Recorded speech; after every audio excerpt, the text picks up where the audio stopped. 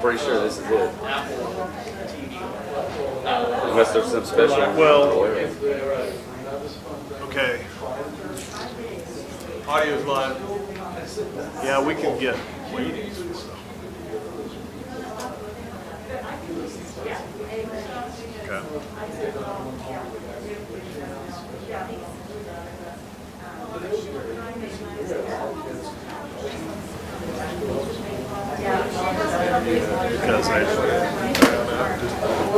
Because we can't give them, well, we do give them 3 minutes, but We're ready? No, we don't.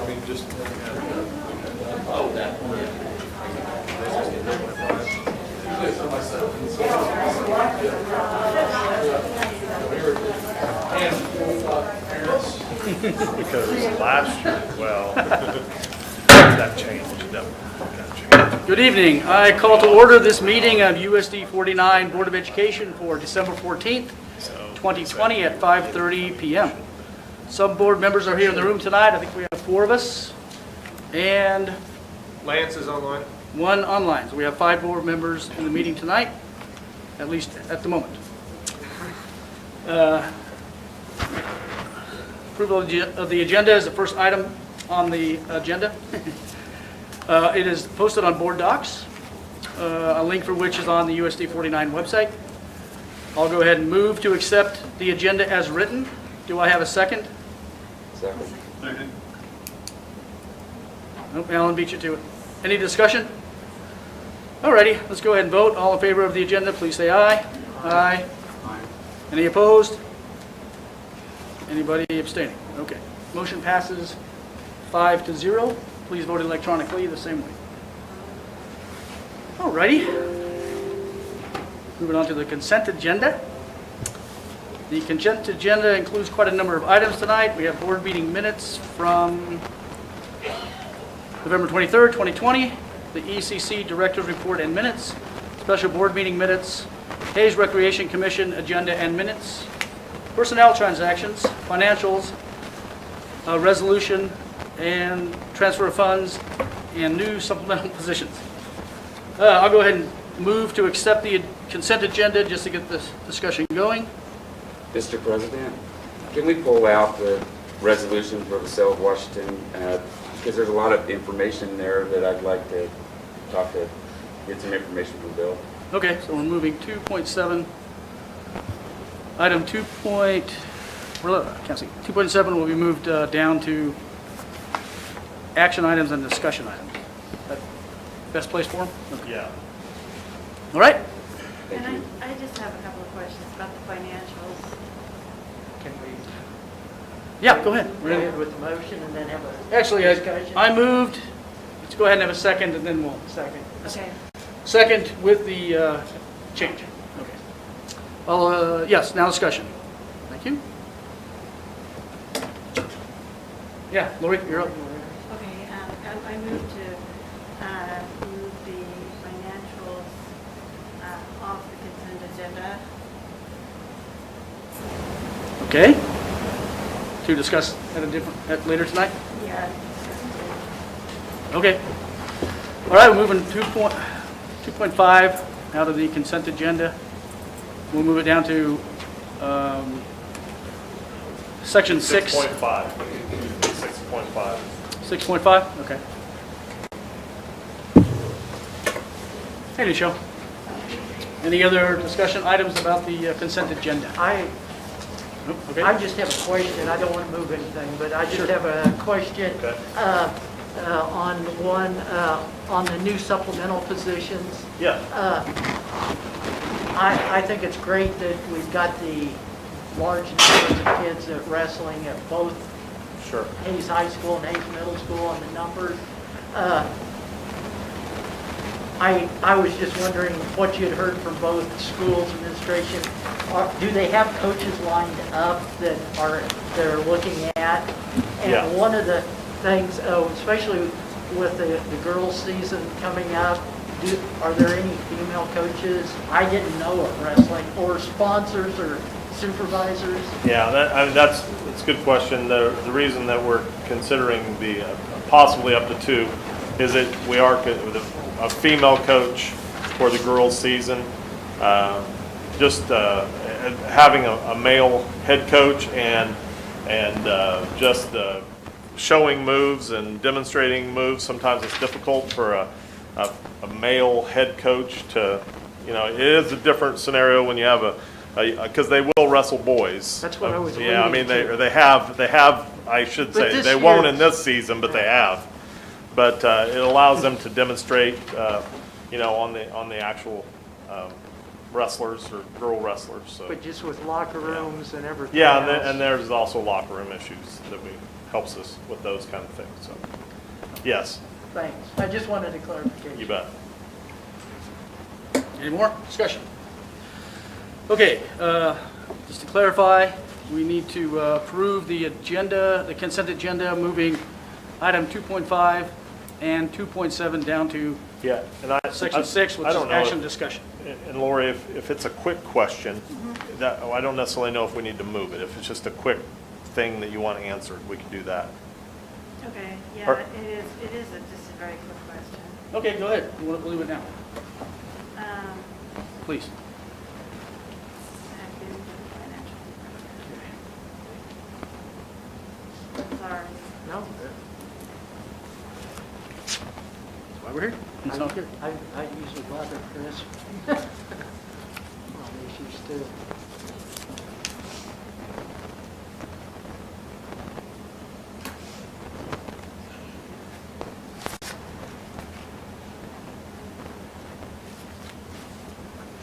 I think there's one, the fiscal year goes from July to June. Right. I want to clarify that. Yep. So I had in my mind that Yep. that's what it was.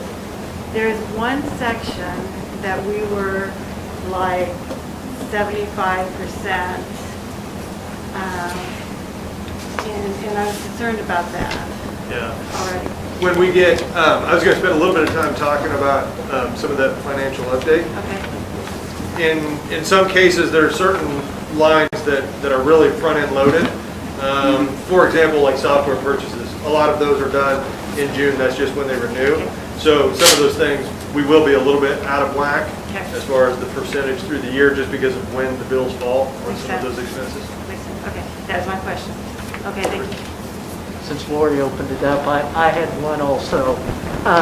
On the investment income report, I noticed that, I know how interest rates are not good anytime, but I noticed there's been a real drop in the amount of interest on our different areas. On the idle funds. I knew we had gone through one of the local institutions here about a year ago, and is that just from the drop of interest? So with the drop in interest, our main banking account, we were doing some rolling Right. investment in there. And basically the interest rates got so low that we stopped that because it didn't offset fees that went with it. And so that's been paused. We outside of that, we have our own kind of CD ladder with some of our idle funds that we're investing also. But the main part of our investment income was in that main banking account that was doing the daily, that is on pause right now. That's a big jump. Yeah. And that doesn't look good, but the good news, I think the good news is over a year ago, we were doing very little investing.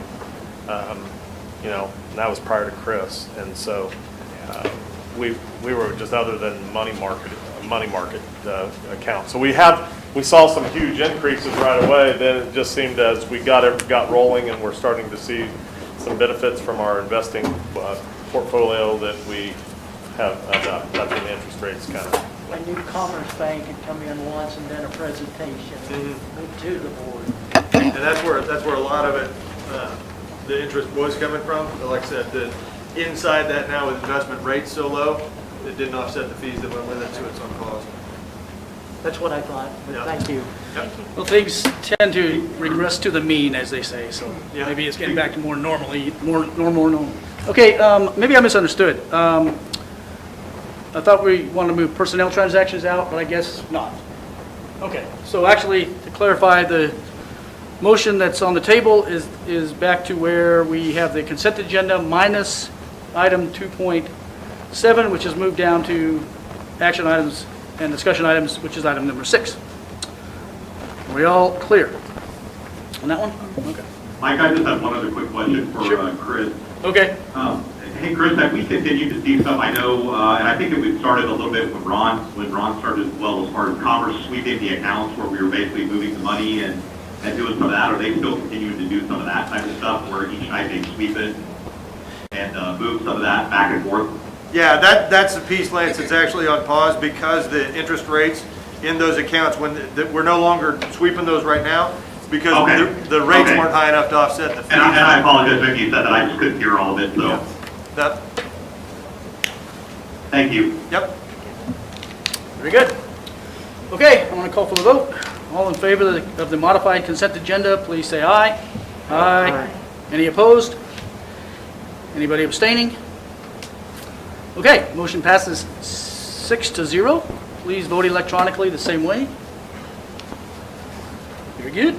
Okay, now we're moving into the public comment section of the board meeting. Do we have anybody here that would like to comment to us? Okay. Moving on to recognitions. Tonight we have the USD 49 Making a Difference Award. Okay, tonight we have one person that we would like to recognize. She is not with us this evening in person, but should be hopefully popping up on screen. There she is. I technically did not tell her what was going on this evening because I figured she'd come up with an excuse why she couldn't make it. So tonight we want to recognize Jessica Rowe. Jessica has served as what we've been calling her as our COVID commander this year. And she has headed, basically done so much contact tracing, working with families, staff, lots of hard work, lots of sacrifices in cutting into family time. And we are so grateful for her just extraordinary work that she has done for our district, and we're just so appreciative. There's so many people who have told me that what a great person she is in terms of just what she's doing this year for our district and helping us keep our schools open, because we wouldn't have been able to do this without someone like Jessica, who has really put in the time and the effort to make all this work so seamlessly. And it seems like it's been pretty easy, but it hasn't at all. So I know there's some other people that, I don't know, does anyone else want to chime in on about Jessica, how great she is? But she just wanted to thank you, Jessica, for all your efforts. It's well deserved. So Thank you. If somebody wants to say something. I was just waving at her. Tom was waving at you. Oh, you so, already waved at her. yeah. So would you like to make a speech? She's awesome. Jessica, do you want to make a speech? Not really. So, Alrighty. anyway, just wanted to take some time. It's amazing what she has done for the district, and we wouldn't be anywhere close to where we are at. Oh, you're right. It Without looks her. easy from the outside. I mean, we know it's not easy, but it looks like it's seamless. Yeah. That means someone's been working very hard to make sure it's that way, so. Yeah. Yep. And she is like you said, the commander or the leader of our nurses. Can Yeah. you remind us who our other nurses are that she leads? Jessica, would you like to? That's where you can chime in. We have Jamie Gable at Roosevelt, and she helps at Lincoln, or she does Lincoln as well. And then Bethany Fonenstill is at the middle school. Diane Muirhead does Wilson. April is our new hire this year, April Tiernan, and she does the O'Laughlin. And then Julie is our health secretary, and we hired April, Renee Hoffman as the LPN, and she has been at the high school helping me mostly this year. I've heard good things about the whole team. Yes, it's a great team. They've just been working Yep. over the top, and it's been awesome. So, Jessica, just wanted to take a moment to thank you. So, Yes, thank you very much. Thank you. now you got some. Sounds like you got some little ones. So, that's all. You can get off now. Put your mask on. Yeah. Yeah, put your mask on. That was very good. Thanks for arranging that, Ron.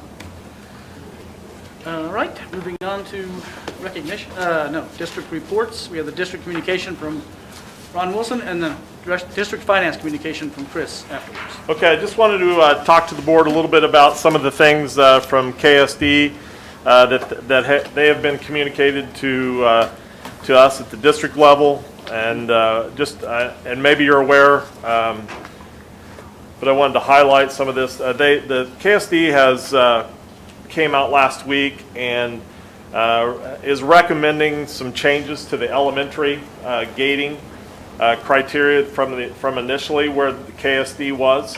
Now I have joked, and I'm only half joking, and I've told Shanna, Kyle, and Chris this, is that I think, I think KSD probably should have paid attention to us a little bit, because I think we were a little ahead of where they were in terms of understanding what probably should have happened.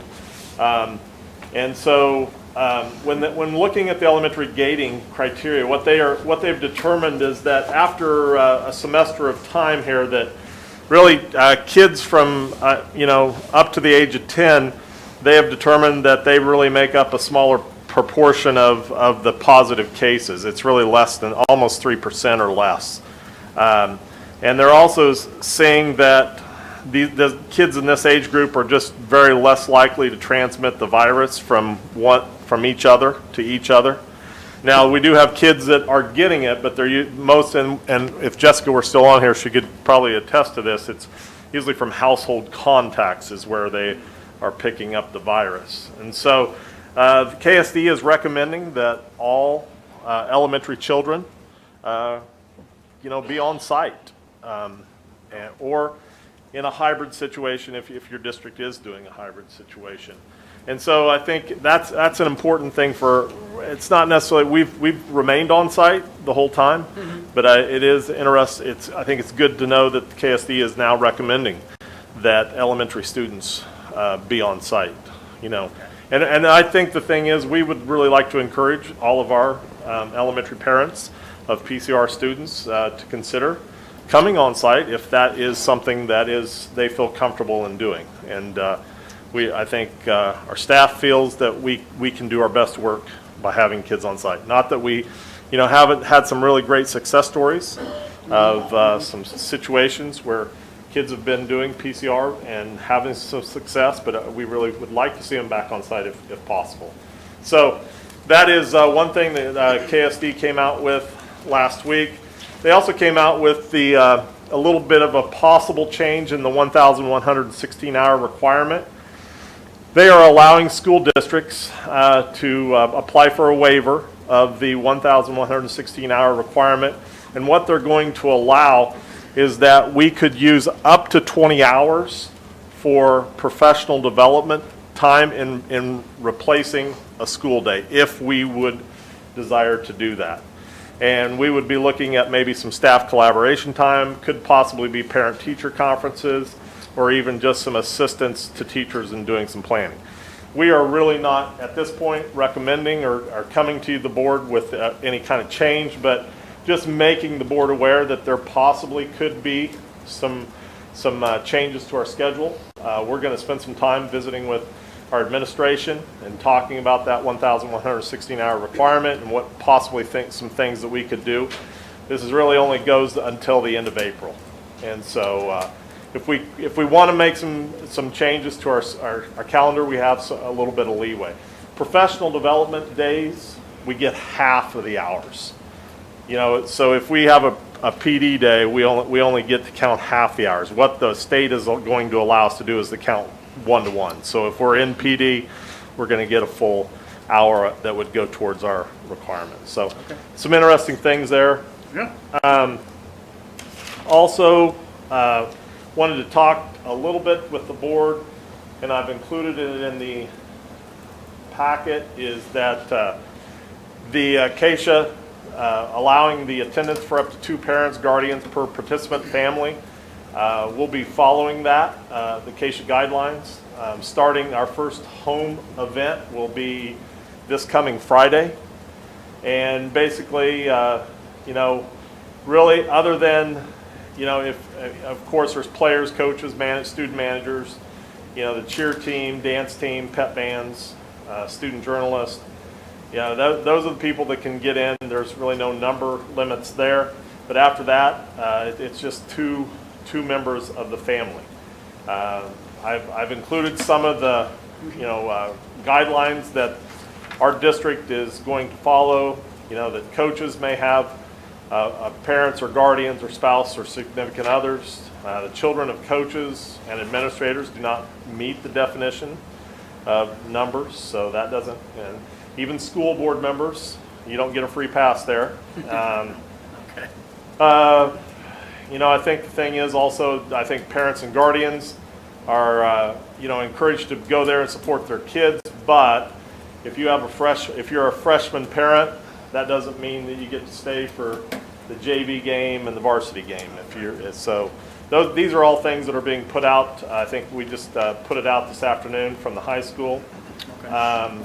We're still going to expect all our fans to stay socially distanced and wear masks. There are no substitutes for parent guardians, so if you're a parent and you can't go, you can't give your admission to someone else. Even people that we are asking to work our games, they can't bring someone in as a fan. So lots of different things. There are some additional interpretations also came out today in terms of just, you know, if a person says, well, I have a medical exemption, they're going to have to show that at the door to our administration. And of course, if you have an infant, you know, and that's a situation, we would allow that. And as far as who's a guardian and the definition of that, that would just be up to our administration to determine that at the site. So that's how we're going to progress, unless, you know, the board wants to make it more restrictive. But at this point, that's how we're planning to go forward and see how it goes. Ron, I can see it being a hardship, and I know Marty and Tom, well, they have a lot of things going. How do we know who the guardians and parents are from the visiting team? Well, do they give a list? Yeah, I believe, Tom, do you want to talk, you know how you're handling visitors? Yeah, for us, the middle school, the league, or any team that we're playing, we send, our kids have to take home a ticket that we made that has Bruce's signature on the back, so it can't be replicated. It's in color, and they get 2 for the adults. We give them those names, then we give that information to the place we're going, and they give it to us. And then we cross that off when they come in. Okay. So, I wondered how that would work. And if I could just, I've watched a lot of the Acacia stuff, and I want to thank Mr. Straub. I know he spends a lot of hours on the Acacia board, and it was nice to have a representative out in western Kansas on that board, even though it's a large one. He's been on Zoom for at least 8 hours that I've seen him on at least 2 different days. So it's nice to have our district in western Kansas represented. Yes, for sure, Mr. Straub, and it was nice getting some insight too into maybe possibly what was happening. So that has been very beneficial. So, are we using a ticket app to purchase the tickets, or are we charging admission, or how's that working? Yeah. We are. Yeah, it would be the same system that we were doing prior to all this. We have a Do they have to purchase before that day? They purchase them online. So, and then just the last thing is I just want to I share with the board, received many notes of appreciation for the school board and their generosity for the appreciation bonus that will be added to the paychecks here in December. I've heard a number of comments from staff about just feeling valued and recognized for the work that they've done, and real appreciative to the board for their part in making that happen. So just wanted to make sure you guys knew that that was well received by a lot. So good. Ron, I'd like to add too, it wasn't just the board, the administration played a part in that as well, and I think you guys went through, you gave us the guidance, let us know where we were at, but you guys should be as much a part of that as the rest of them, so, or the rest of us. That's what I was going to say. You brought it to us, and we thought it was a good idea. I appreciate that. Thank you. And that's all I have this evening. We're going to get questions on the not really much of a change at the elementary schools. We're going to get questions on that, so I want to clarify. The district's going to encourage kids that have stayed at home this semester, worked remote, to come to school next spring. Encourage would be maybe the right word. But it still goes back to what everyone's comfort level is. And, and by no means are we saying this is, the virus is not going to affect elementary kids, because it can happen. And we understand that everyone has a different level of comfort, and we're still going to offer our Parent Choice Remote, and we'll continue to offer it to those kids who as long as we till the end. And probably the biggest demand is the staff at the elementary schools, keeping them healthy, because I know that's a battle. The kids don't spread it, but I know with staff, if you're around the community, no matter where you go, there's a lot of people not wearing masks. Even though Ellis County and City of Hayes have masks, I wish people would help us keep our kids in school by wearing masks out in public, but for some reason it doesn't happen. I mean, we're still going to encourage as well that our community help us keep our schools open, and that's through all the mitigation things that we have put in place that I think have been successful for us. Masks although as much of a nuisance as they are, they have proved to help some other things. I think we've noticed that we really have not seen a really large amount of flu at this point. So that has been a good sign. Even some colds, I think, have maybe been kept down. So I think there's a lot of great things going on, but we still need a lot of help. By no means are we saying that this is, we're not gonna have it at the elementary school, because we have had it and we will continue to have it throughout the remainder of the year. But we're just, if there's a possibility, we would encourage our elementary kids to come on site. Yep. Go remote yet at the elementary level? Sure. Based on the criteria, it's just the change at the state level is really encouraging, and knowing that that age group is less likely. So as a state, really focusing on keeping those kids on site.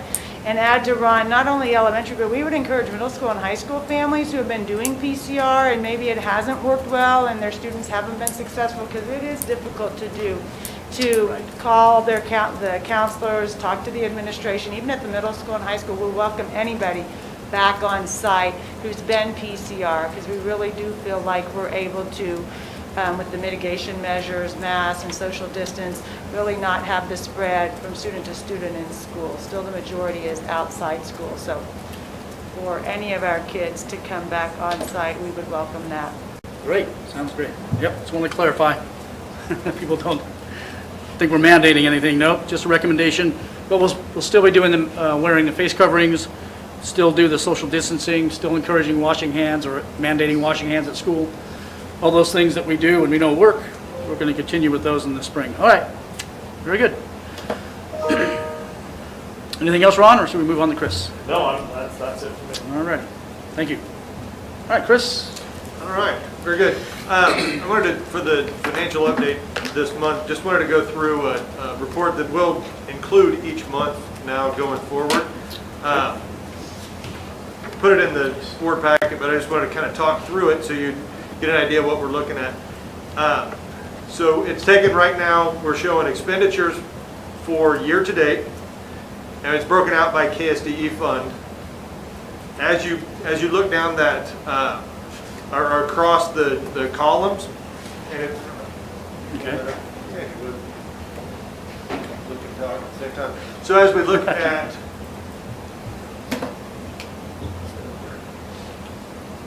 thank you.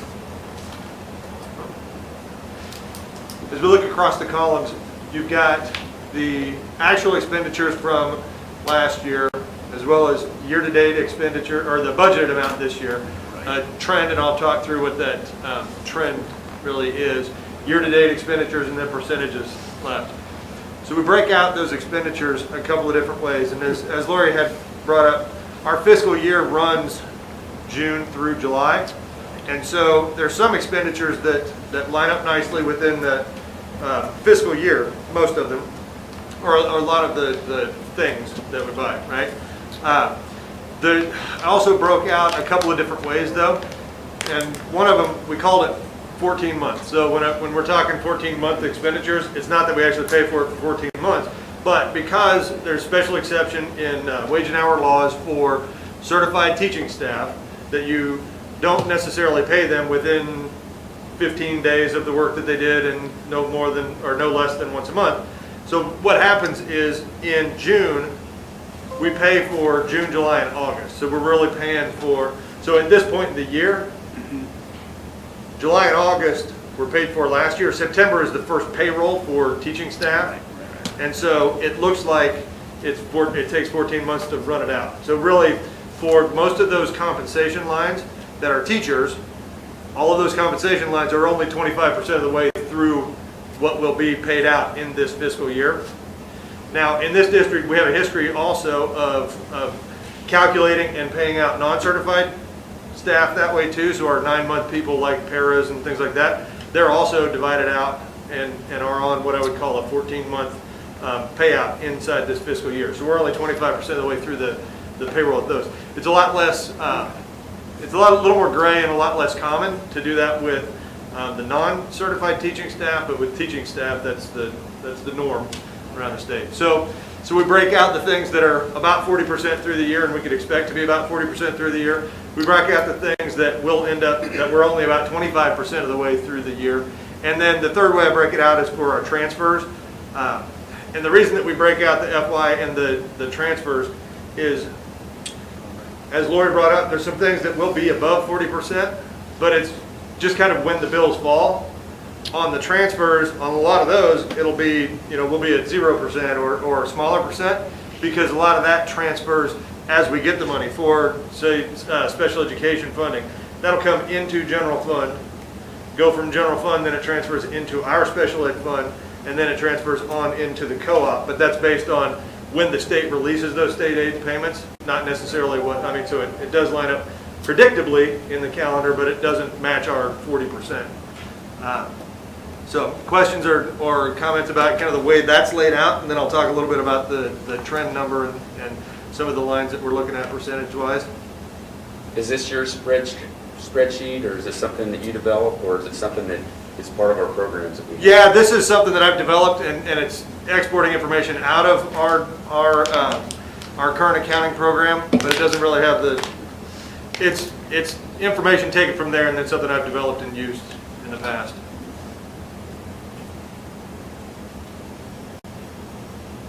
So I'll talk a little bit about that trend number and the percent expended number. So we talked a little bit about that, the percent expended. When you look at the fiscal year expenditures, generally speaking, we're going to be around 40% on those 14-month things, or those compensation lines. Generally speaking, we're going to be around 25%. The transfers, again, those don't really make that much sense. So when we look at trend, what I'm doing there is taking what we spent month by month and then running out projections throughout the remainder of the year. That works really well on those 14-month things, on the compensation lines, because we pretty much know what we're paying each month, right? So you can do some pretty accurate predictions, and we use that to be able to look and see where we're at with salary expenditures and where we may need to ebb and flow within the budget, move resources around to match there. That trend, we can do there's some things that are somewhat predictable within our fiscal year expenditures. Some of our recurring bills, we can do some averages and take those times 12, things like that. But there are also some that it doesn't always line up real well. So when you're looking at those trend numbers, they're generally going to be pretty predictive on the 14-month things, somewhat predictive on the fiscal year type expenditures, and then not really useful when it comes to the transfer lines, because as we said, those come more based on the calendar, not necessarily predictable month-over-month expenditures.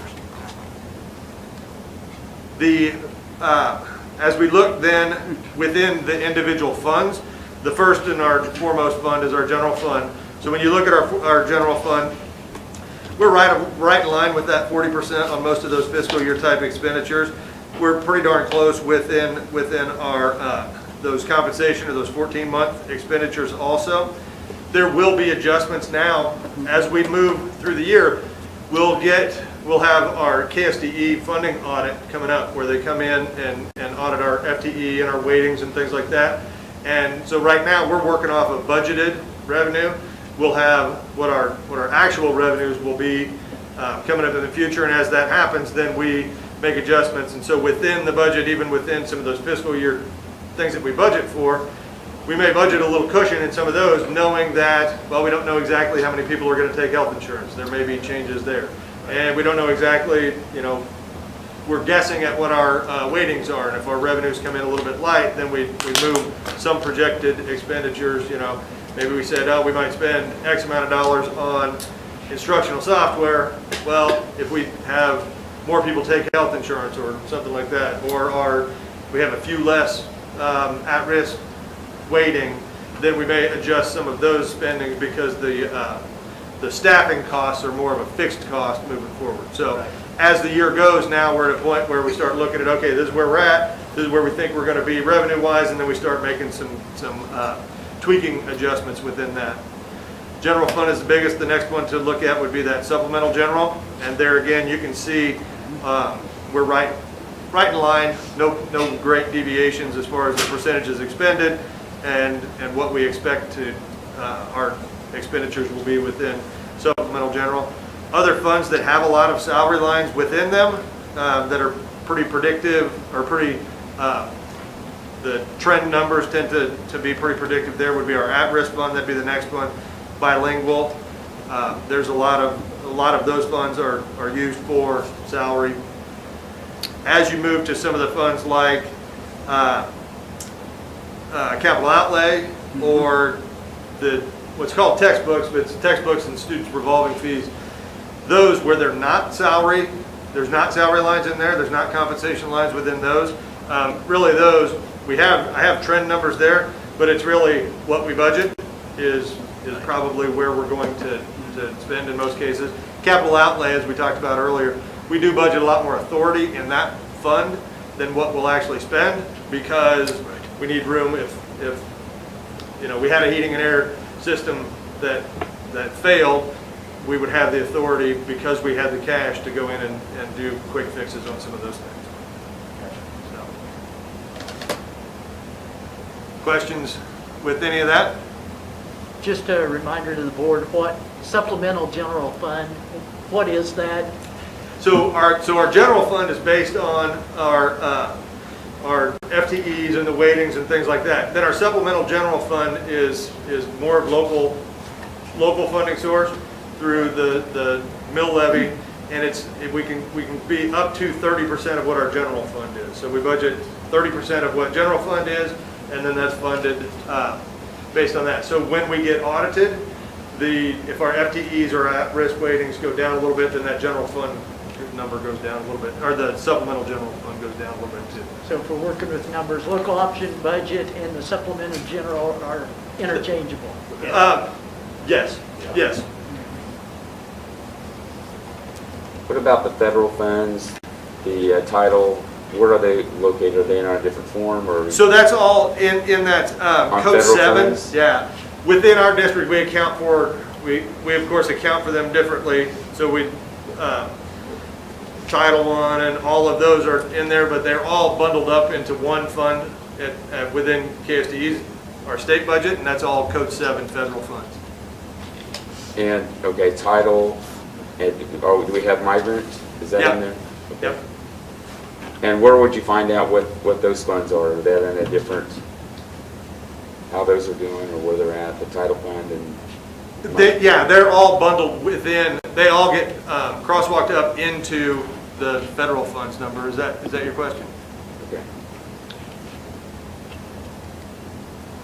Chris, I know we're just talking about funds and money. Right now, we're not talking about programs.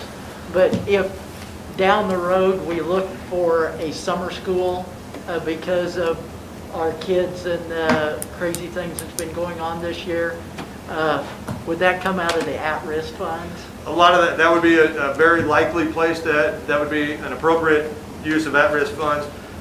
We've talked about if there are more CARES money or AARA money, that would all go through that Code 7, the federal fund, but that would be a place where we'd be able to look at using some of those there.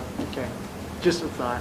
Yeah, in the past we've used. At risk, if you see that though, the majority's in salary, so we're not gonna have a lot left over Right. because we take a lot of salary out. So we start moving some salaries out back into general and have money to do things like that. So we probably have to look at it outside. Yeah. I mean, that's why we've written the grants before, maybe a CARE stimulus, it would take some dollars, and that's what we would try to do, but I don't know that we're gonna be able to squeeze it out of that risk. In the past, the summer school has been through another fund that we've got, which is gifts and grants, because they were able to write grants and get some money from Hanson and different places to help fund it. And that professional development, that's what I was looking at before. What all does that pertain to? So that's one of those that is pretty front-loaded because we're doing a lot of the in-service and training and things like that. So it would be any of the professional development, in-service and training for teacher certified staff, which a lot of that happens at the beginning of the year before school starts, and so a lot of it gets spent on the front end. Got it. Yep. Okay. But our professional development, it's front-loaded, like you said, but it's not a very big fund.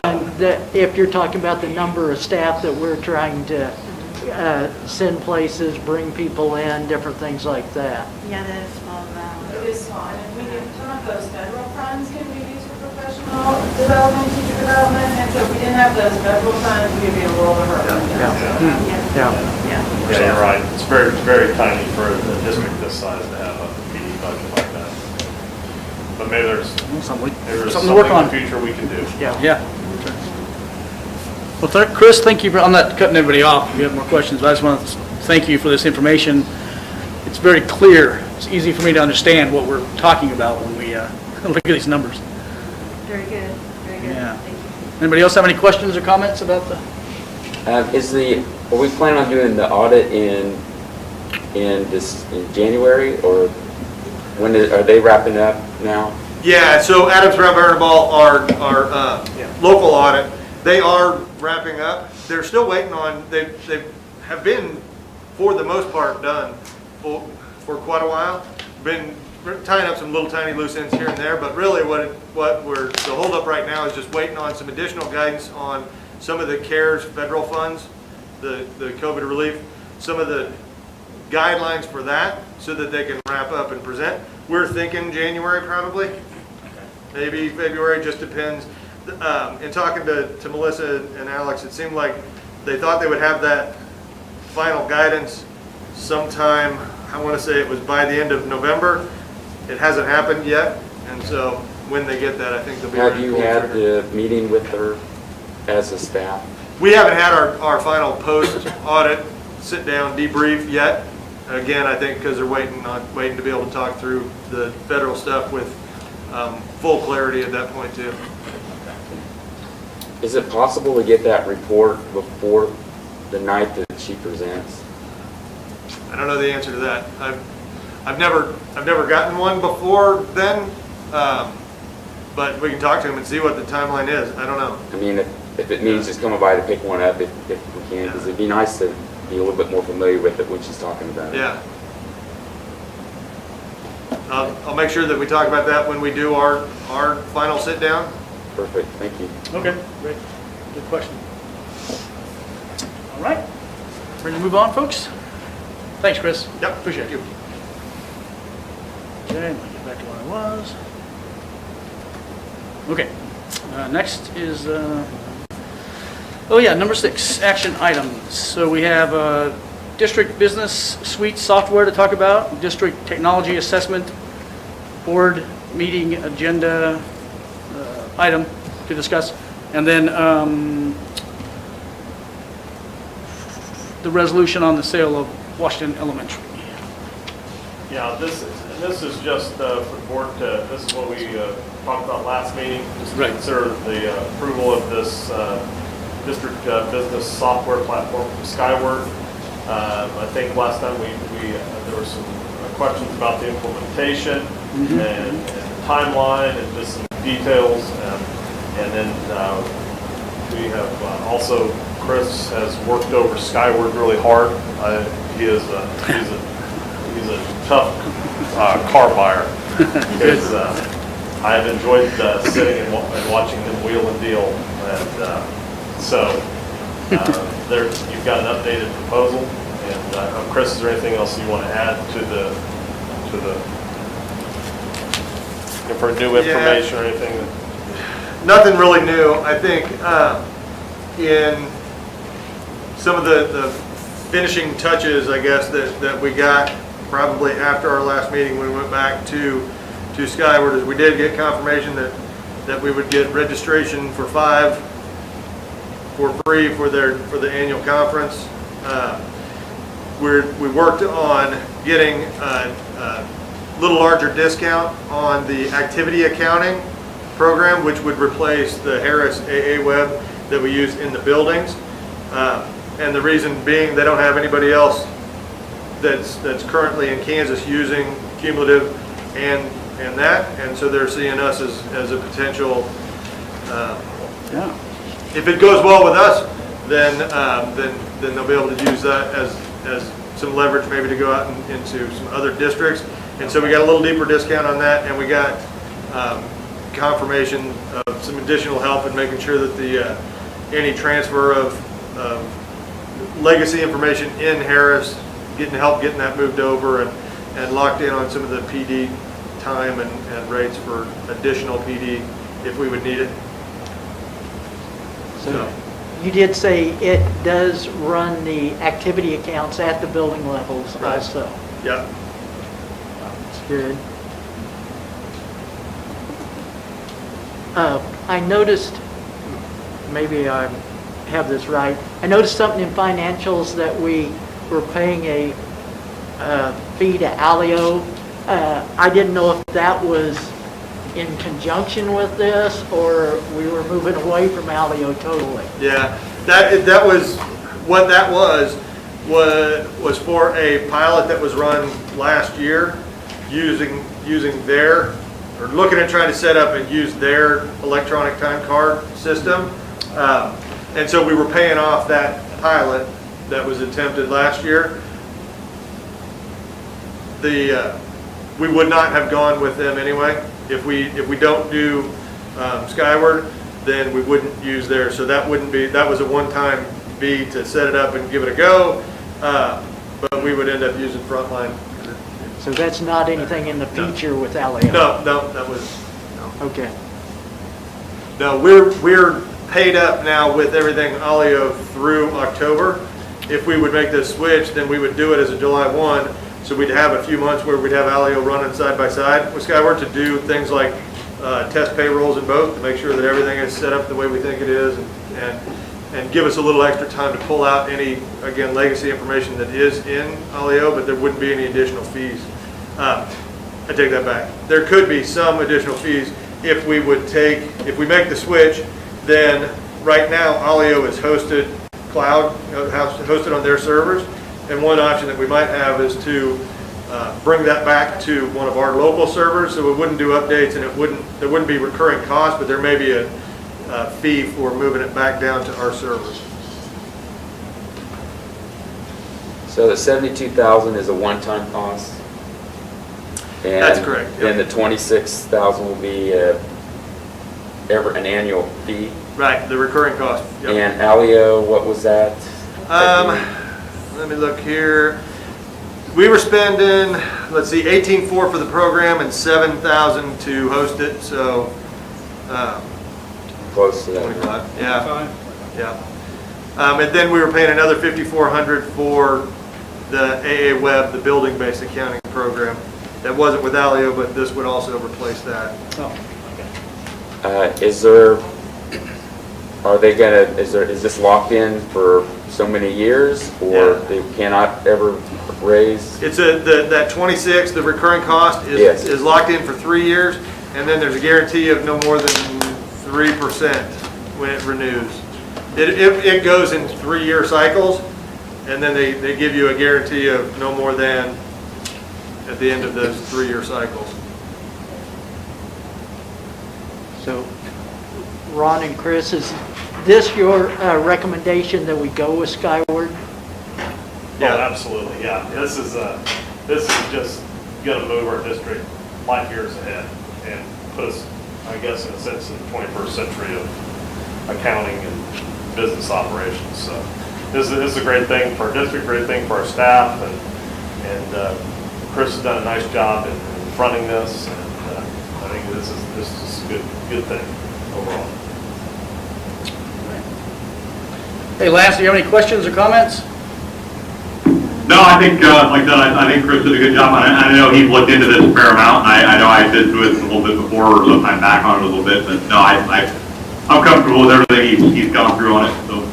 Okay, thank you. I was very impressed with how it read and was put together, and the different prices, I guess, that he came up with, and discounts and everything. I was just really impressed with that. So obviously he did a very good job. So I give both round of applause, I guess, for that. Okay. Any more comments, folks, before we, you need a motion for this, right? To move forward? Yes. Mr. President, I'd move that we adopt the Skyward Suite software proposal that was presented. Very good. Do I have a second? I'll say second. All right. Okay. We already had discussion, but if there's anything else you want to add real quick? Okay, moving on from discussion. I'm going to call for a vote now. All in favor of the motion, please say aye. Aye. Anyone opposed? Anybody abstain? All right, motion passes 6-0. Please vote electronically the same way that you said you would go vote. You would vote. Very good. All right. Well, thanks for looking at that. So we're going to get it started in July and hopefully, okay, good. All right. Next item is the district technology assessment. Yeah, this is just asking for board approval on a district technology assessment, which will be completed by a company called K-12 ITC, and basically this is a company that just specializes in school-based technology, and they offer a lot of services. What we're asking the services is just an assessment. The one thing that we've learned through COVID is that reliable and dependable technology is very important, and we've had our snags, and that just comes with technology. I think we all understand that. But those snags definitely cause stress and frustration for a lot of different people. So basically, this is just looking at our technology systems, processes that we have in place, our structures.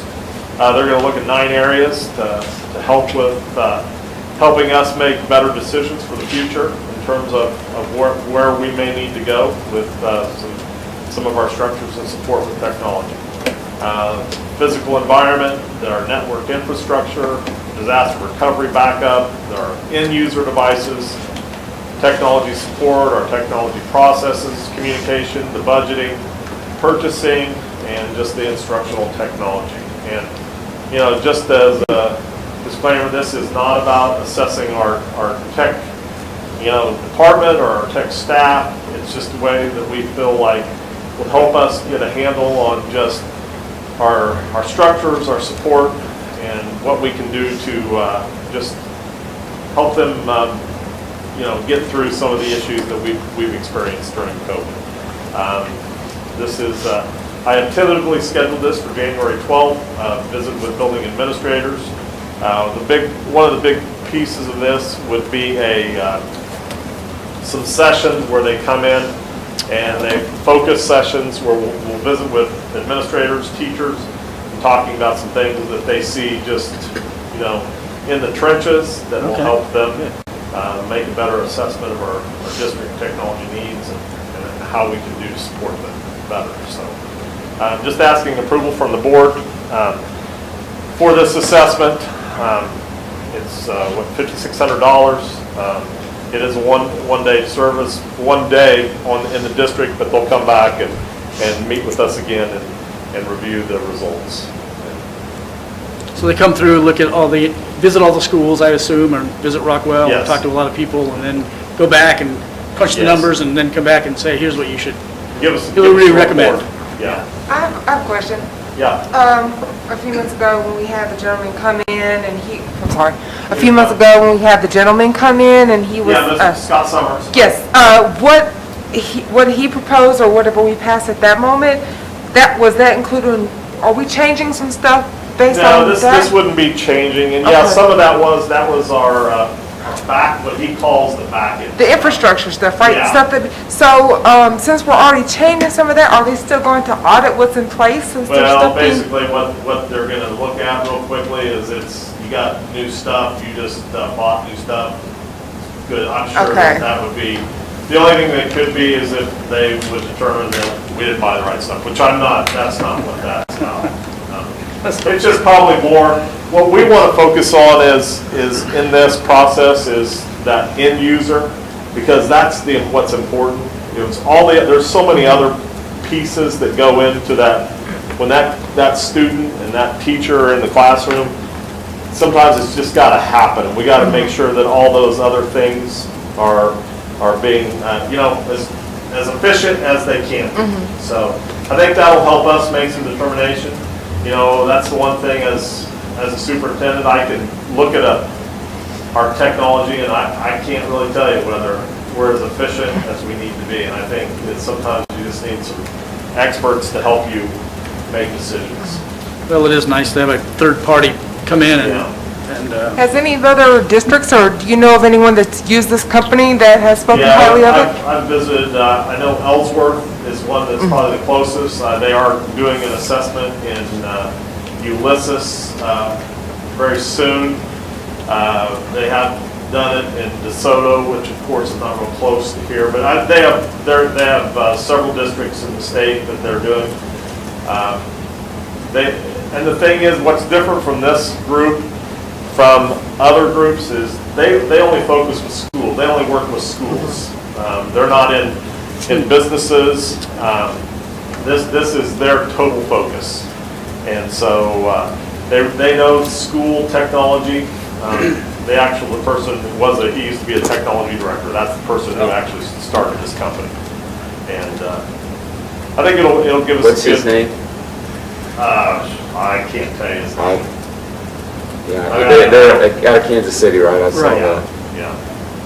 I think one of the things, and I think it is good, and we've been able to meet some of the needs this year with all of the technology for our students, whether they're remote or different things like that, is when you meet with them, is there a way that they can prioritize, because they may give you a list of 15 things that we need now, but it would really help the board if we had a prioritize that we could move down from 1 to 2 to 3 instead of adopting everything in their report. The only thing is, I would tell you, this assessment is not about selling product. This isn't really what that's not, and I've visited with them about that's, we've like Michelle said, we just purchased our back end, and they're well aware of that. And that's not what this is about, is selling this product. This is more about what our structures and processes. Do they sell product? Yes, they definitely do. But that's not what our intent is. But they could help us out and say, you need to do this first to help your technology, and that would give us some direction. Yeah, there's just so many pieces to technology that, you know, a lot of us don't even realize. It's a beast in itself. We have a very small department, very capable people. They do a great job, but the things that we could come back that we may need to restructure in some ways to give them some more support. That's Well, it all. seems to me it's difficult sometimes to be able to step back and look at the processes when you're in the trenches. Yeah. So it'd be nice to have somebody else come in. Lance, I'm going to rely on you again. Do you have any comments on this? Yeah, I had a couple of questions. I guess one of them, I guess, as part of this, I guess you would think we would want to have this assessment before we purchased a lot of this stuff to get ideas as far as different things. But I guess, you know, it sounds like you've talked to a few other districts that have done this, but I guess looking at a lot of this, it seems like a lot of this, you know, backup strategies and effectiveness and server storage capacity, a lot of this type of stuff. I guess I'm a little confused because I guess I feel that should be stuff we're doing on a weekly, monthly, yearly basis anyway. So I guess that'd be my only question is, are we really going to get a lot out of this? I mean, or are we just not doing those type of things right now? Yeah, good questions. Well, I think the thing is we're always evaluating, you know, our processes all the time. I mean, that happens weekly when we meet as an administrative group and we meet with Scott to talk about what's going on in our district with technology. We just feel, and Scott is on board, he welcomes this because I think he feels like this might help him keep a handle on some of the things and maybe help him understand some things that maybe he can look for that will help in all of these areas. So I guess that's my response, you know, in terms of, yes, we continue to, all these things have been looked at, and Scott really has a good understanding of all this, and when we purchased our back end, I mean, he had some experts from Dell and Eagle Technologies out of Salina that he visited with, but those are vendors who are selling a product. This group is just helping really look at school-based technology and things that maybe we could do maybe differently to support Scott and his department. And they do that in one day? They say they can. Yeah, they say they can. They'll be here early and they'll stay as long as they need to. So. Will our district technology committee be involved with it that day? Actually, the focus sessions, administrators have asked the focus teachers to be on the focus groups. I'm assuming that some of those are on the technology committee from the teacher side. And I know we have a couple of community members that are on the technology committee also, one from Fort Hays, I believe, and one from Hays Med. It might be good to at least invite them to see if they could be part of this group. Lance is our representative from the board, so. Board representative. Yeah. And do you know about what the turnaround time? I'm guessing that day they're coming in to generate their stuff, but then they'll have to write up some sort of detailed report to get back to you. Will we have it by our January? I'm assuming it'll probably be January before we would see something. Okay. But that information will be shared with the board when we get it. Okay. Well, it says here it'll be wrapped up by January 12th. Well, that's the actual. The date of the that's audit, the right. assessment. So we probably wouldn't get the actual Yeah, I mean, report I'm till maybe hoping February. sometime Oh, okay, well, in I said, January. okay. Could go into February, Okay. depending upon. Oh, well, I meant, yes, I'm sorry.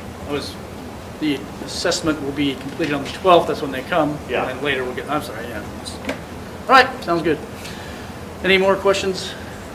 You need to vote, you need to get us, we need to move on this now because if we're supposed to wrap it up by the. Sure. So I'm going to go ahead and call for a motion. I'm going to make a motion. I move to approve the district technology assessment that will be performed by K-12 ITC. Do I have a second? Mike, I'll second that. Okay. Okay, folks, any other discussion before we vote? I am in favor of it. I tried to get on the website and look at it, but that's one of these that it moves through pretty fast. I know the board has talked about discussing anything like this on one meeting and then acting on it at another, but we're pretty time sensitive on this. I am curious to see what this report will look like. Yeah. Yeah. Okay, any other discussion? Or any more discussion? Okay, I'm going to call for a vote then. All in favor of the motion, please say aye. Aye. Anybody opposed? Anybody abstaining? Okay, motion passes 6-0. Please vote electronically the same way. Okay, next is the agenda policy. We can discuss. This is more discussion, I guess, right? Sure, yes. And, I mean, This is just a policy that we brought to my attention that the board agenda is stated that it should, will be distributed, agenda requests, no, that's not what will be sent Agenda out should be 7 filed, days. yeah. There you go, third paragraph. Shall Yeah. be sent out at least 7 calendar days prior to regular board meeting, and that is our current policy.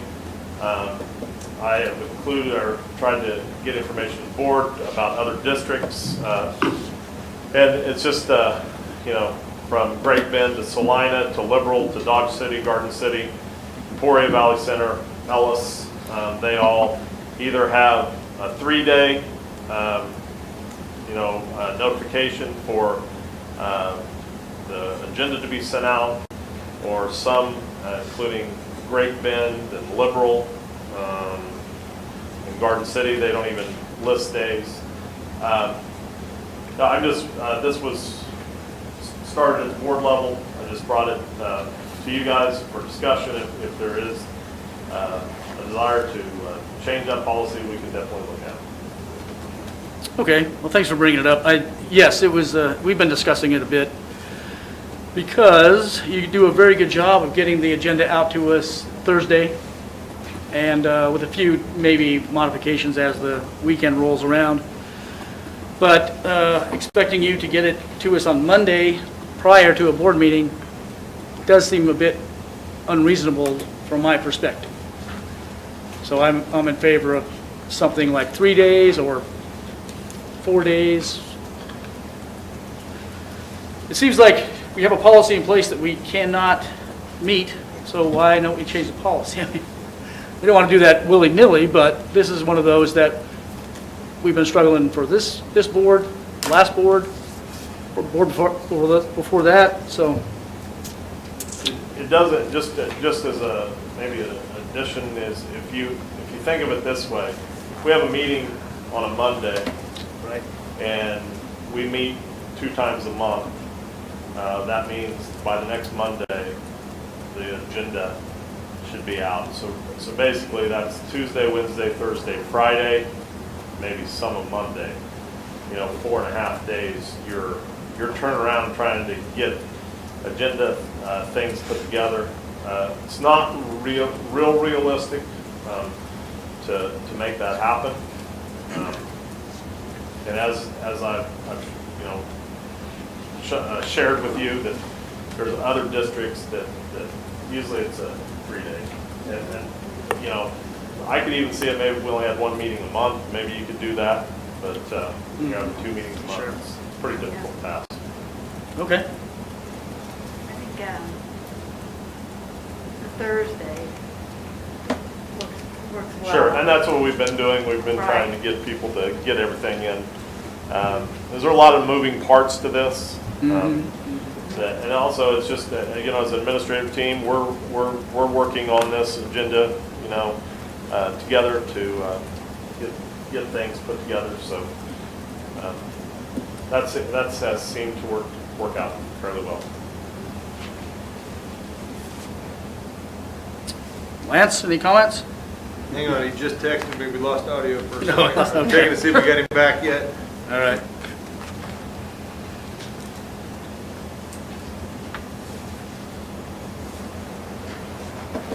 Had it for a second, and then gone. Internet connection became unstable. Hang on. Can you hear me now, Lance?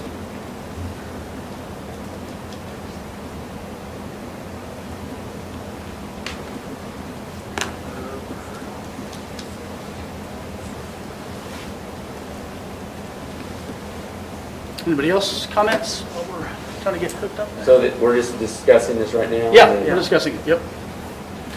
And if we feel strong about it, we can go ahead and pass a motion to modify item BCBD in our agenda, our policy manual. Or we just Well, I discuss it personally think when- 7 days is not, 3-4 days, I think is sufficient based on what other surrounding boards are doing. I'm not reading those weeks out. I know that Yeah.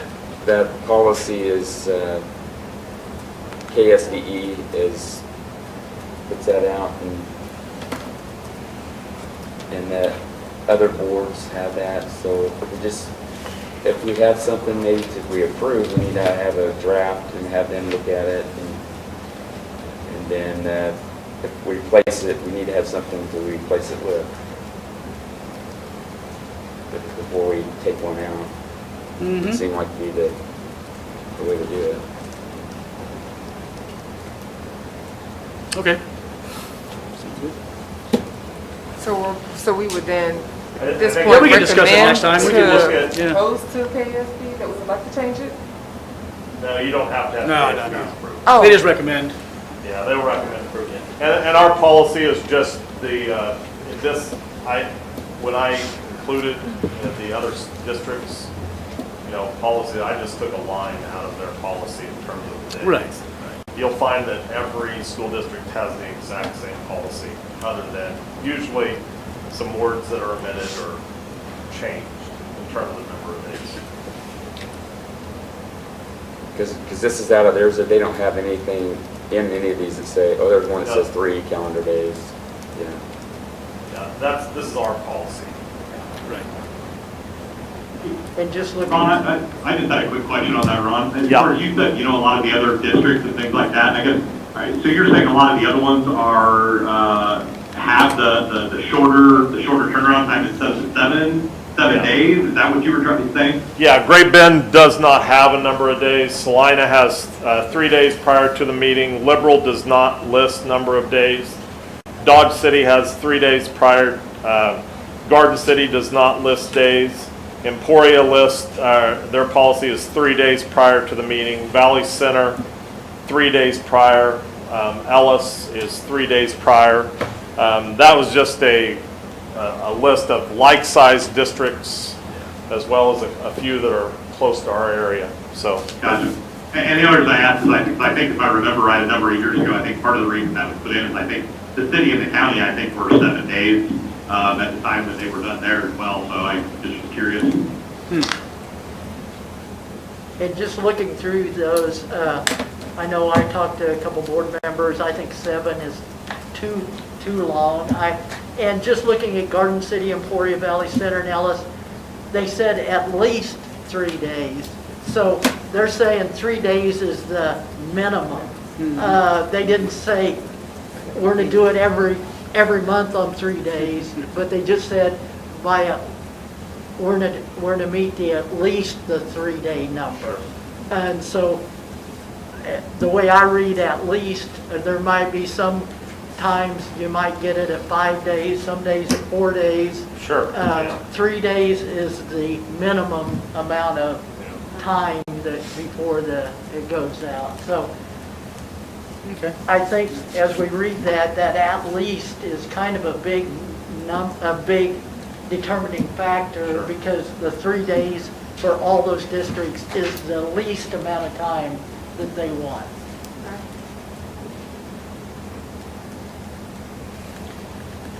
Yeah, I'm thinking that I'd be comfortable, we don't have to decide today, but comfortable with something like by Thursday prior to the board meeting. Which I guess would be 3 days, 3 business days. 2, not sure. How do you count them? Well, these It read, depends on whether or not Yeah, we but- have a board meeting on Monday or not. Yeah, Yeah. but we always have, yeah, and it's listed as calendar days. yeah. Yeah. district, that would be 1, 2, 3, 4.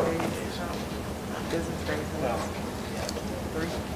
I guess my other question would be, like, one of the 3 days, then, do you foresee then, changing anything? I know we have the 2 board meetings, where some of them we do the work session and the other, because in order to ask is depending, there's certain items every once in a while that, you need time to be able to reach out to people and talk with people, and I can see 3 days being pretty tough to do that in, as far as to go through and do that. I guess that's my only concern.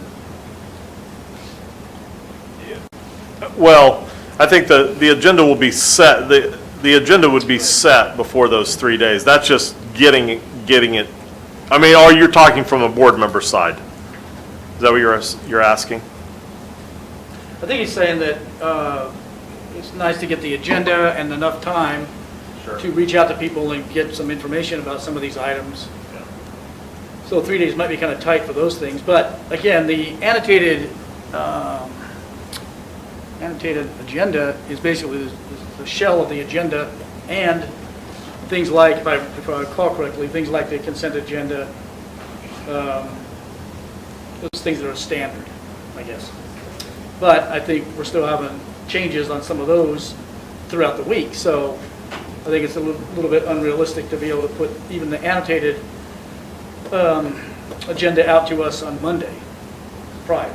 So I think we should provide a little more space. Mike, you brought up the consent agenda.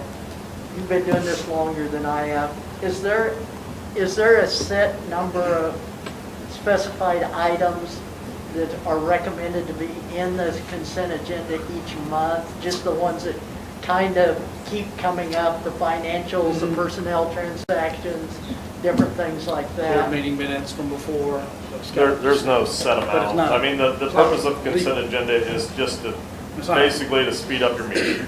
Yes, that's not an official statement of what has to be in there. No, and as board members, you can pull anything out of consent, and it can be moved to. But there are standard, what you just mentioned are pretty standard, I would imagine. Sure, I mean, you could, Have it. yeah, you could make all of those standard ones actual agenda, I mean, where you would have to do a motion on each individual, that's, it Right. just shortens your board meeting. Yeah. Yeah. But there's no limit or no maximum or minimum.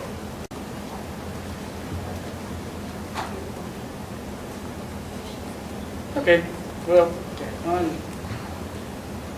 sounds to me like, I guess, Bring it back next month? yeah, bring it back next month. I Do think that. probably some board members want to think more about it. I can do that. Okay, very good. All right, next is item now 6 point, I don't see it on here. Well, was 2.7, 6.4. now it's 6.4. Maybe I need a refresh.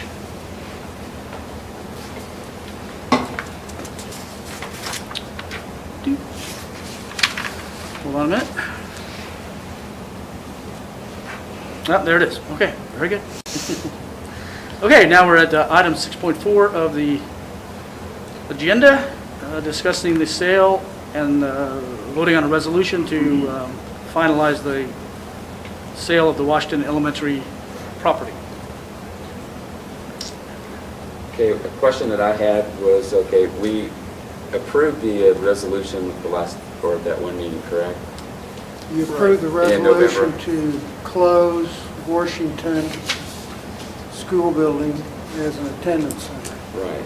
And that was that first item that's in the information that we have. Is And that is that's already been signed? Is that the That's resolution? been That's a signed. resolution for sale. All right. This is a resolution that's required by the title company that's writing the insurance for the buyer. Okay. Can you kind of explain what's, and so was this prepared by you or by their It was people? prepared by my office. Michael Baxter prepared it. Okay. Okay. And it's a requirement under Schedule A of the title policy. Was this part of the fees that's split by both parties? The title insurance would be. Just the title, what about your services, was that then? No, I'm paid monthly on a retainer and there's no From extra us, charge. but for this isn't, the seller or the buyer doesn't have to No, help with any of that? no. Okay. All righty. So what is the final price going to be? Well, the sale price would be $500,000 less whatever the fees are, and I don't know what those are right now. That'll be a closing statement that'll be prepared prior to closing. And what you're doing is you're authorizing, by approving this resolution, you're authorizing the president to go ahead and proceed with the closing of this transaction. Typically, what are the fees? Can you ballpark them? Or is that impossible? Well, your title insurance Back here. is based on the amount of the insurance, which is $500,000. And That's a fee Okay. that's split, and it's probably $800 to $1,000 maybe total. Okay. Is all fees split 50/50, or is that even part of the? Well, there wouldn't be, there isn't a real estate commission. You have no attorney fees. I don't know what other fees you'd have. There may be a $250 fee for closing, which would be split. But there's no real estate No. commission or anything? Okay. All righty. What are those other, what's the other warrants Let's see. that are on in that thing? Can I explain what those are? The other what? Where are you looking at? The warranty deeds? Yeah, those are, the warranty deeds were what was Oh, sent the from warranty Overland deeds? Property Group. Yeah. Yeah. Are they, that's something that they're splitting up the property, is that? Yeah, They're splitting off the back portion of the property. And is that sold or going to be sold to somebody else? I mean, is Overland Property Groups, that was one of the things, is who's the purchasing people or the group? Impact Land Company is a division of Overland Property Group, and they are, that it will be deeded to Impact Land. This is according from what I got information from Galen Roman. And so that's why they wanted to split that property into two deeds. They're just making you aware that it'll be split. The actual school building site will still be under Overland Property Group, Stone Post Lofts, and they're gonna renovate that for apartments, and then that back property will go to their land division, and what they do, I don't know. So Impact Land Company is owned by Stone Post Lofts. That's what I was told. At the end of the day, I'm missing something. What difference does it make who it's titled to? I don't know. Yeah. I know Stone Post Lofts is the one that was buying the $500,000.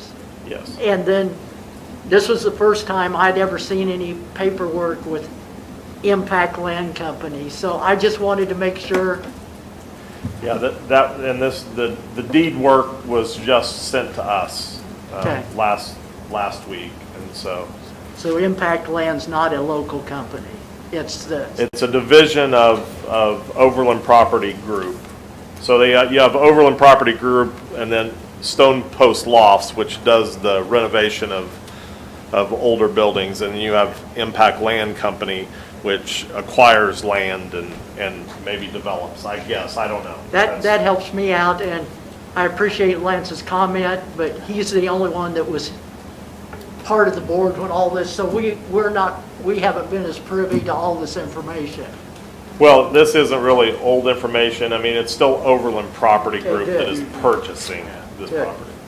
All right. Now, I understand then, it sounds like it needs a signature and then it'll be done after that, is that right? Yes, and so I'm going to go ahead and move in a second, Yeah. but to sign the resolution. So I'm going to go ahead and get going here, and then we can have more discussion. Good. I'm going to move to approve the resolution presented regarding the sale of the Washington school property. Do I have a second? Second. Thanks, Lori. Okay, now we can do more discussion if we need to. Mike, do we need to do all these separately, or can we do them all in one motion? No, you're just doing the resolution. Just the resolution. Just the resolution, You're just doing okay. the resolution. that other information was just for your Right. information. Okay. Okay, any more discussion? Okay, we have a motion on the floor. It's been moved and seconded. I'm going to call for a vote now. All in favor of the motion, please say aye. Aye. Anyone opposed? Anybody abstaining? All righty, motion passes 6-0. Please vote electronically the same way. Okay, now we're down to board discussion. Do we have any future meeting agenda requests from the board? I just have one. Ron, I was wondering if the district would consider, when we're looking at capital outlay projects coming up for next summer, to go ahead and move on the safe entrance at O'Laughlin and Wilson, because as a board, we've had some safe entrances for 2 years, and I can't justify a school not having a safe entrance if we've got the money to do it and we move. So if you could consider that. Okay. We plan to, in January, bring to the board our capital outlay, I guess, wish list, so to speak. Right. And that can be something that we can have some discussion about You that. would discuss Yeah. that.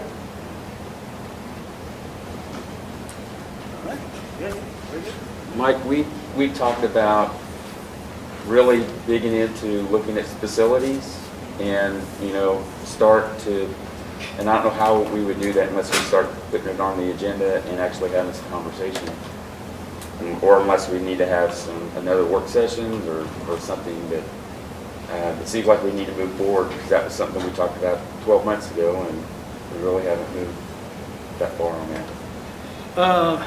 Refresh my memory on what we were Well, going as far as to do. facilities for the district, are we going to move to a bond, or we need to have that first discussion? Or Oh, okay. What are we going to do with the Lincoln? Are we going to look at remodeling that, or we had some letters sent to us about the possibility, and if there's things like that we can do that doesn't cost anything, and we just get some information, to start gathering information, having this discussion to see where the board's at. What is the Yeah, let's do that. administration? Now I'm tracking. Okay. In fact, you're right. That was, I think, one of the first meetings in January. I said we're going to talk about a bond again, and then once COVID Yeah. hit, I said, no, let's not even think about The it. thing is, the first step in the process, I think, is what we need to look at our capital outlay Okay. projects and where we're Then we at can in decide. each individual building, and that's kind of what you'll see. Then I think those conversations as to I where like the that. boards would like to go Look at what can be, plans are on the table, Yeah. and then maybe the board can have Yeah. a work session sure. and if you discuss want different ideas. and just to go back, and I know this board wasn't on all the tours, but we spent all last year Right. touring every facility, highlighting facility needs in every building, so we can bring those facility needs, highlights back up if we need to. Yeah, those are very enjoyable, informative tours. And we still have the recommendations from I probably won't say the right name. DLR. Who? DLR is our DLR, architect group. their Yes. recommendations. Sure, we have all that. So we're not starting over completely. We would be able to at least look at what they recommended Sure, a couple years ago. you'd have some history in terms of what they've done for the district in terms of looking, that's Yeah. been 3 years at least, probably. So I think they would probably request that they come back in and do in a sense, an assessment, if that's something the board is wishing to look at, so. And that, we have a contract with them? Yes. Or is that a so many years or so many tries, or what's the? According to what I've been told is it's so many attempts at a bond issue. We have three attempts, and they have been a part of one of 3, I believe. Yep, I think that's right. Yeah. No, I like what you're saying. I didn't quite understand it at first, but thanks. That's a good point. Before we close, I want to thank the district administration for bringing cookies to us tonight. I don't think all the board members have had a chance to grab one, but they're over here by Craig, so Yeah, well, I'll pass them out. Okay. Very good. All right. Okay, let's move on. I'm going to go ahead and close the Oh, meeting. one other thing, Oh, sorry. Sure thing. And it kind of goes with facilities, is Okay. we probably need, we on a temporary, the learning center's on a temporary status that they're, so that's something we really need to move forward to know what we're going to do to, what's their permanent home or what's going to happen there.